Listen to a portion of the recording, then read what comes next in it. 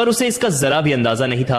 रात होते ही वह 7 फुट लंबा नाग राजकुमारी के होंठों के बीच से बाहर निकलता और महल को पार कर अंधेरे जंगल में चला जाता। फिर सूरज उगने से पहले वापस चुपके से उसके शरीर में समा जाता। राजकुमारी बेहोश सी रहती, अजीब हरकतें करती और पूरा राजमहल इस रहस्यमयी बीमारी से परेशान था। पर किसी को भी शक नहीं था कि राजकुमारी के भीतर एक दानवीय नाग ने डेरा डाल रखा है। बड़े बड़े वैद्य, हकीम सभी नाकाम हो चुके थे। तभी महल आया लखन, एक साधारण सा युवक जिसने चुपचाप इस तमाशे को देखा और शाम होते ही मंत्री के पास जाकर बोला, मुझे भी एक मौका दीजिए। निराश राजा ने उसे अनुमति दी और लखन रात में राजकुमारी के कक्ष में एकांत में बैठ गया। जैसे ही घड़ी ने रात के 12 बजाए, लखन की आंखें फटी की फटी रह गईं। अचेत पड़ी चंद्रकला के मुंह से वो भयानक नाग बाहर निकल आया। वह दीवारों की छाया चीरता जंगल में गायब हो गया और रात के अंतिम पहर लौटकर फिर से उसके अंदर समा गया।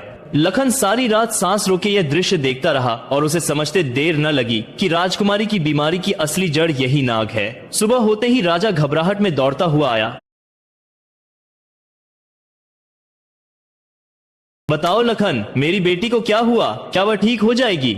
लखन शांत स्वर में बोला, महाराज, मैंने सच जान लिया है। ईश्वर ने चाहा तो राजकुमारी अवश्य ठीक होगी, लेकिन मुझे एक रात और चाहिए। बस एक तलवार और मिट्टी से भरी हुई एक बड़ी बाल्टी का प्रबंध करवा दीजिए। राजा ने तुरंत आदेश दिया और अब पूरा महल केवल एक इंतजार कर रहा था।